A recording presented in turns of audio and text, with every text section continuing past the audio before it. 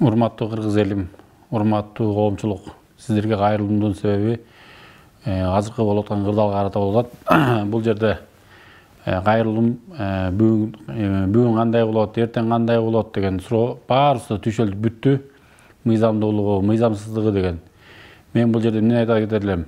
Эң биринчи эле 7 областтын губернаторлоруна, райондун акимдерине айтат элем. Мына бүгүнкү күндө ушул болгон окуяны моундай толкундоого, ушундай нерсеге мына силер алып келдиңер. Ушу жогорку кеңештин депутаттары алып келди. Бүгүн кайра акырындан унчукпастан отурасыздар.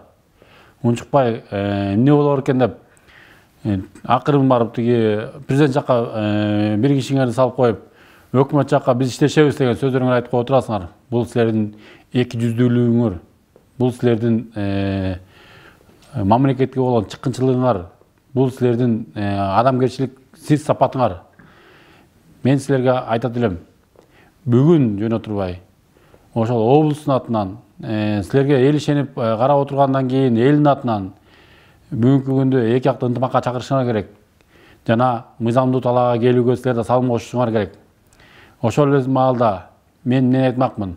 Мына силер облустун губернаторлору, президент менен, ошондогу кеткен өкмөт менен силер иштегенсиңер.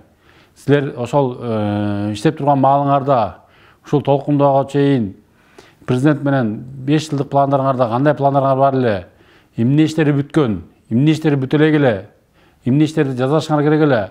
Аяктап калган объектилериңер, жасалып жаткан объектилериңерди бүгүнкү күндө коомчулукка да билдиргиле, айткыла.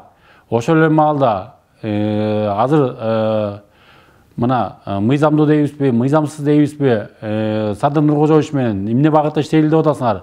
Кандай кылып элди толкундоодон токтотуп, жана ошондой эле өнүктүрүүгө кандай жолдоруңарды айтып атасыңар? Мунун баарын ачык айткыла, ачык билдиргиле.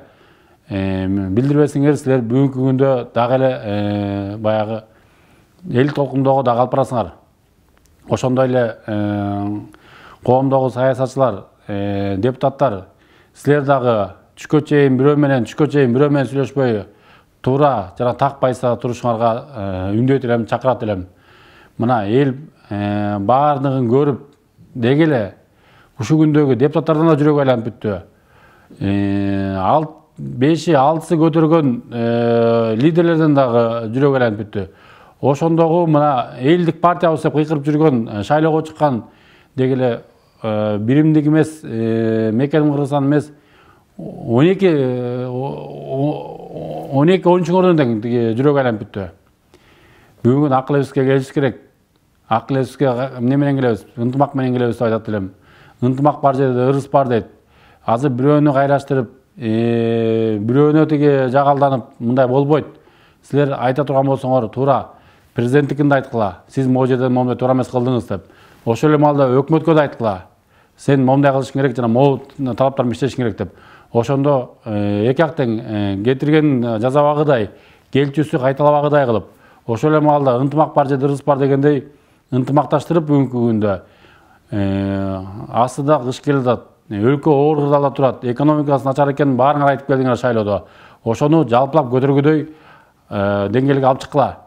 Азыр бирөөнү сындап, бирөөнү карап, бирөөнө жагалданып же бирөөнө тиги каршы пикир айтууга убакыт эмес. Ынтымак бар жерде ырыс бар дейт. Баарыбыз ынтымакка келели.